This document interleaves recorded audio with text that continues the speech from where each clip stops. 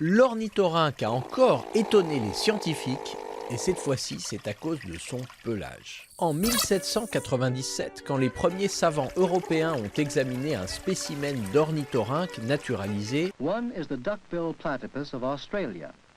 ils ont cru que cet animal était une blague. Un bec de canard, 4 pattes palmées, une queue de castor et une fourrure de loutre, ça ne pouvait être qu'un canular monté par un taxidermiste. Ils étaient loin de se douter que non seulement l'animal existait vraiment, mais que moins d'un siècle plus tard, on s'apercevrait qu'il pond des œufs, on observerait qu'il allaite ses petits, et non grâce à des mamelles mais en transpirant directement le lait par sa peau, ou encore qu'il porte des aiguillons à venin causant plusieurs jours de douleurs intenses.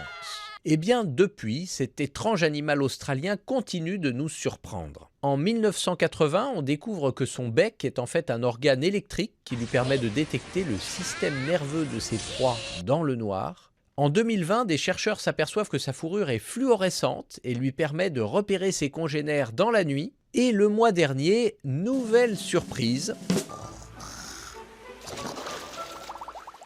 Cette fois, ce sont des biologistes de l'université de Gand, en Belgique, qui ont étudié l'intérieur de ses poils. Avec un microscope électronique, ils ont examiné ces mélanosomes, des petits réservoirs situés dans les cellules qui contiennent la mélanine, un pigment sombre. Ce sont ces structures qui donnent leur couleur aux peaux, poils, plumes et cheveux des animaux. Eh bien, les mélanosomes de l'ornithorynque, ils sont creux. Et c'est un cas unique chez les mammifères. En toute logique, ça devrait leur conférer une couleur spéciale. Mais l'ornithorynque reste banalement brun, et c'est justement ça qui est bizarre. Car normalement, ce sont les oiseaux qui ont des mélanosomes creux, et chez eux, ces mélanosomes génèrent des interférences lumineuses, un effet d'optique, un peu comme des prismes, qui décomposent la lumière en certaines couleurs et permettent à leur plumage de porter des couleurs vives, sans posséder les pigments qui correspondent à ces couleurs. C'est comme ça par exemple que les paons se parent de bleu et de vert iridescents, alors qu'à la base leurs plumages sont juste marrons. Mais les mélanosomes de l'ornithorynque, bien que creux, semblent trop arrondis pour provoquer la moindre interférence colorée.